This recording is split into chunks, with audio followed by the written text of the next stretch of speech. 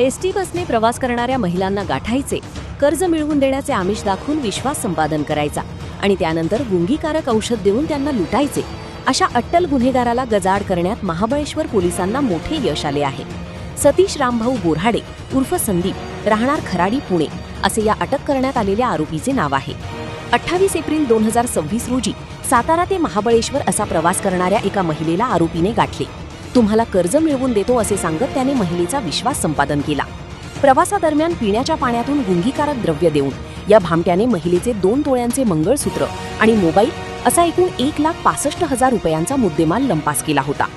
या प्रकरणी महाबळेश्वर पोलीस ठाण्यात भारतीय न्याय संहिता 2023च्या कलम 318(2), 318(4) नुसार गुन्हा दाखल करण्यात आला होता. सातारा जिल्हा पोलीस अधीक्षक निखिल पिंगळे, अप्पर पोलीस अधीक्षक सुनील साळुंखे आणि उपविभागीय पोलीस अधिकारी वाई विभाग यांच्या मार्गदर्शनाखाली महाबळेश्वरचे पोलीस निरीक्षक बापूसाहेब सांडभोर यांनी तपासासाठी विशेष पथक तयार केले.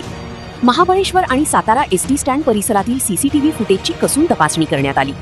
तांत्रिक पुराव्यांच्या आधारे तपास पथकाने पुणे येथील खराडी, चंदननगर भागातून आरोपी सतीश बोऱ्हाडे याला शिताफीने ताब्यात घेतले असता आरोपीने गुन्ह्याची कबुली दिली असून पोलिसांनी त्याच्याकडून मूळ गुन्ह्यातील ऐवजासह एकूण 3,50,000 रुपयांचा मुद्देमाल जप्त केला आहे.